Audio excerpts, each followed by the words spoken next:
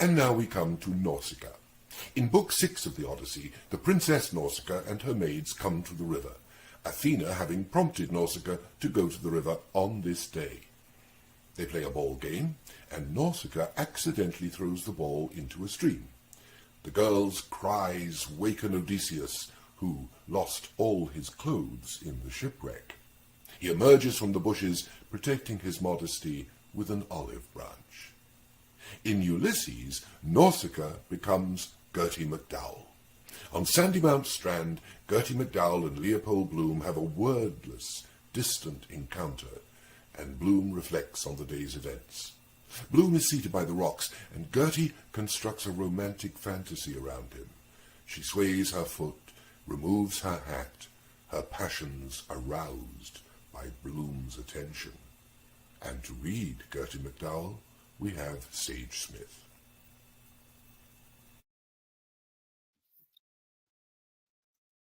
But who was Gertie? Gertie MacDowell, who was seated near her companions, lost in thought, gazing far away into the distance, was, in very truth, as fair a specimen of winsome Irish girlhood as one could wish to see. She was pronounced beautiful by all who knew her, though, as folks often said, she was more of a Giltrap than a MacDowell.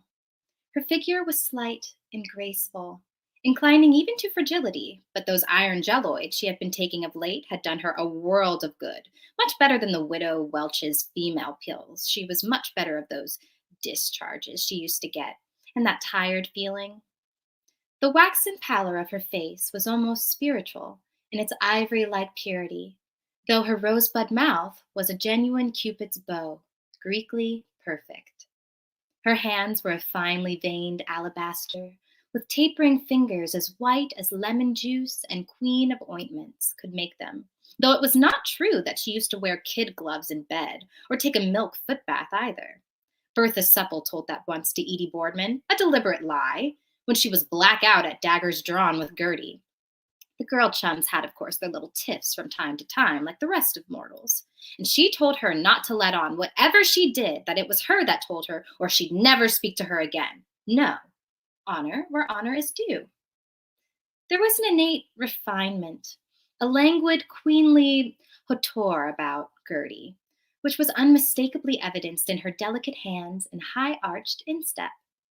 Had kind fate but willed her to be born a gentlewoman of high degree of her own right, and she had only received the benefit of a good education, Gertie MacDowell might easily have been held her own beside any lady in the land, and have seen herself exquisitely gowned with jewels on her brow and patrician suitors at her feet vying with one another to pay their devoirs to her.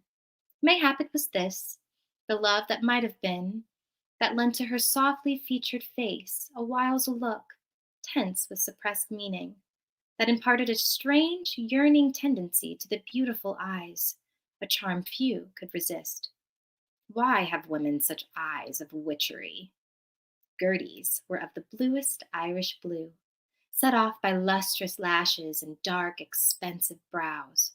Time was when those brows were not so silkily seductive. It was Madame Vera Verity, directress of the Women Beautiful page of the Princess Novelette, who had first advised her to try Aberline, which gave that haunting expression to the eyes, so becoming in leaders of fashion, and she had never regretted it. Then there was blushing, scientifically cured, and how to be tall, increase your height, and you have a beautiful face, but your nose? That would suit Mrs. Dignam, because she had a button one. But Gertie's crowning glory was her wealth of wonderful hair. It was dark brown, with a natural wave in it. She had cut it that very morning on account of the new moon, and it nestled about her pretty head in a profusion of luxuriant clusters, and pared her nails too, Thursday for wealth. And just now at Edie's words, as a telltale flush, delicate as the faintest rose bloom, crept into her cheeks, she looked so lovely in her sweet girlish shyness, that of a surety God's fair land of Ireland did not hold her equal. For an instant she was silent, with rather sad, downcast eyes. She was about to retort, but something checked the words on her tongue. Inclination prompted her to speak out. Dignity told her to be silent. The pretty lips pouted a while, But then she glanced up and broke out into a joyous little laugh, which had in it all the freshness of a young May morning. She knew right well, no one better, what made Squinty Edie say that, because of him cooling in his attentions when it was simply a lover's quarrel. As per usual, somebody's nose was out of joint about the boy that had the bicycle off the London Bridge Road, always riding up and down in front of her window. Only now, his father kept him in the evenings, studying hard to get an exhibition in the intermediate that was on. And he was going to go to Trinity College to study for a doctor when he left the high school, like his brother, W.E. Wiley, who was racing in the bicycle races in Trinity College University. Little recked he, perhaps, for what she felt. That dull, aching void in her heart sometimes, piercing to the core. Yet he was young, and perchance he might learn to love her in time. They were Protestants in his family, and of course Gertie knew who came first, and after him, the Blessed Virgin, and then St. Joseph. But he was undeniably handsome, with an exquisite nose, and he was what he looked, every inch a gentleman. The shape of his head, too, at the back, without his cap on, that she would know anywhere something off the common. And the way he turned the bicycle at the lamp with his hands off the bars, and also the nice perfume of those good cigarettes. And besides, they were both of a size, too, he and she. And that was why Edie Boardman thought she was so frightfully clever, because he didn't go up and ride up and down in front of her bit of a garden. Gertie was dressed simply, but with the instinctive taste of a votary of Dame Fashion, for she felt that there was just a mite that he might be out. A neat blouse of electric blue, self-tinted by dolly eyes, because it was expected in the lady's pictorial that electric blue would be worn, with a smart V opening down to the division and kerchief pocket, in which she always kept a piece of cotton wool scented with her favorite perfume, because the handkerchief spoiled the sit, and a navy three-quartered skirt cut to the stride showed off her slim, graceful figure to perfection. She wore a coquettish little love of a hat, of wide-leaved straw, contrast trimmed, with an underbrim of egg blue chenille, and at the side of a butterfly bow of silk to tone. All Tuesday week afternoon she was hunting to match that chenille, but at last she found what she wanted at Cleary's summer sales, the very it, slightly shop-soiled, but you would never notice, 7 fingers, 2 and a penny. She did it up all by herself, and what joy was hers when she tried it on then, smiling at the lovely reflection which the mirror gave back to her. And when she put it on the water jug to keep the shape, she knew that that would take the shine out of some people she knew. Her shoes were the newest thing in footwear. Edie Boardman prided herself that she was very petite, but she never had a foot like Gertie McDowell, a 5, and never would ash, oak, or elm. With patent toe caps and just one smart buckle over her high-arched instep. Her well-turned ankle displayed its perfect proportions beneath her skirt, and just the proper amount and no more of her shapely limbs encased in fine spun hose with high-spliced heels and wide garter tops. As for undies, they were Gertie's chief care. And who that knows the fluttering hopes and fears of sweet 17, though Gertie would never see 17 again, can find it in his heart to blame her?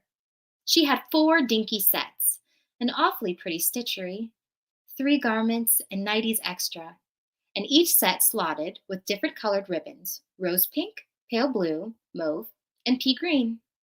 And she aired them herself and blued them when they came home from the wash, and ironed them, and she had a brickbat to keep the iron on because she wouldn't trust those washerwomen as far as she'd see them scorching the things. She was wearing the blue for luck, hoping against hope, her own color, and lucky too for a bride to have a bit of blue somewhere on her, because the green she wore that day week brought grief, because his father brought him in to study for the intermediate exhibition, and because she thought that perhaps he might be out, because when she was dressing that morning, she nearly slipped up the old pair on her inside out, and that was for luck and lovers' meeting, if you put those things on inside out, or if they got untied that he was thinking about you so long as it wasn't of a Friday. And yet, that strange look on her face. A gnawing sorrow is there all the time. Her very soul is in her eyes, and she would give worlds to be in the privacy of her own familiar chamber where, giving way to tears, she could have a good cry and relieve her pent-up feelings, though not too much because she knew how to cry nicely before the mirror. "You are lovely, Gertie," it said. "The paly light of evening falls upon a face infinitely sad and wistful." Gertie McDowell yearns in vain. Yes, she had known from the very first that her daydream of a marriage has been arranged and the wedding bells ringing for Mrs. Reggie Wiley T.C.D., because the one who married the elder brother would be Mrs. Wiley. And in the fashionable intelligence, Mrs. Gertrude Wiley was wearing a sumptuous confection of gray trimmed with expensive blue fox. Was not to be. He was too young to understand. He would not believe in love, a woman's birthright. The night of the party long ago in Stowers, he was still in short trousers. When they were alone and he stole an arm around her waist, she went white to the very lips. He called her "little one" in a strangely husky voice and snatched a half kiss, the first. But it was only the end of her nose, and then he hastened from the room with a remark about refreshments. Impetuous fellow.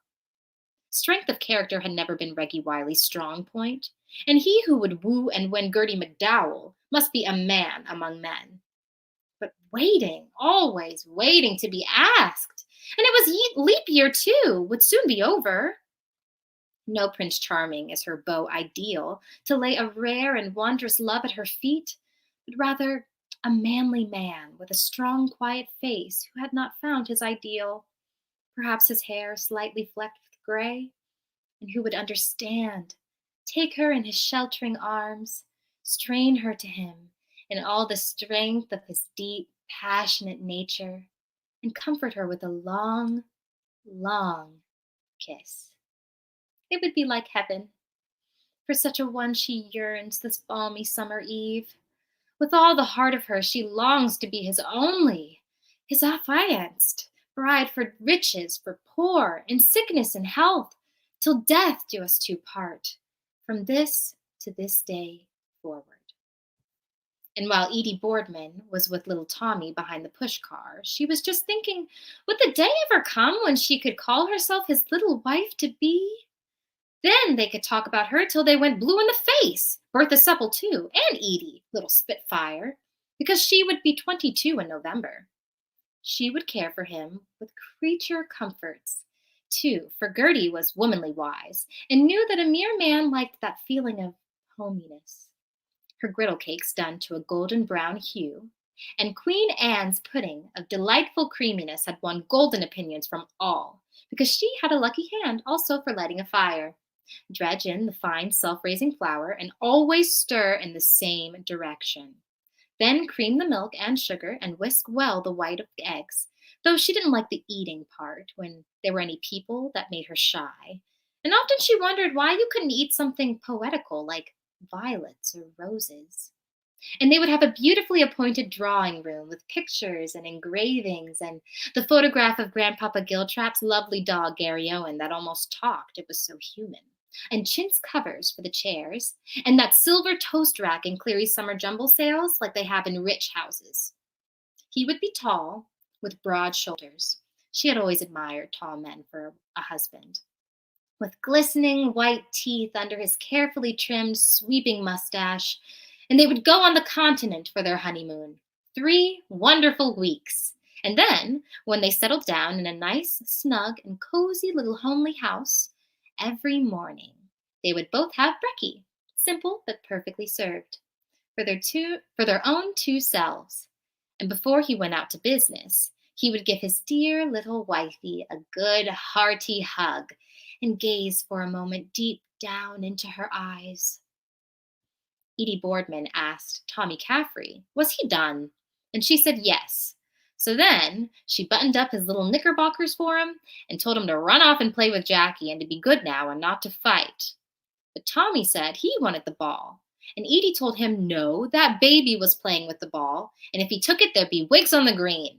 But Tommy said it was his ball, and he wanted his ball, and he pranced on the ground, if you please. The temper of him. Oh, he was a man already, was little Tommy Caffrey, since he was out of pennies. Edie told him no, no, and to be off now with him. And she told Sissy Caffrey not to give in to him. You're not my sister, naughty Tommy said. It's my ball. But Sissy Caffrey told baby Boardman to look up high at her finger, and she snatched the ball quickly and threw it along the sand, and Tommy after it in full career, having won the day. Anything for a quiet life, laughed Sis. And she tickled Tiny Tot's 2 cheeks and made him forget, and played Here's the Lord's Mayor, here's his 2 horses, here's his gingerbread carriage, and here he walks in, chin chopper, chin chopper, chin chopper, chin. But Edie got as cross as 2 sticks about him getting his own way like that, from everyone always petting him. I'd like to give him something, she said, so I would, where I won't say. On the B.O.T.-tum, laughed Sissy merrily. Gertie McDowell bent her head and crimsoned at the idea of Sissy saying an unladylike thing like that out loud. She'd be ashamed of her life to say, flushing a deep rosy red. And Edie Boardman said she was sure the gentleman opposite heard what she said.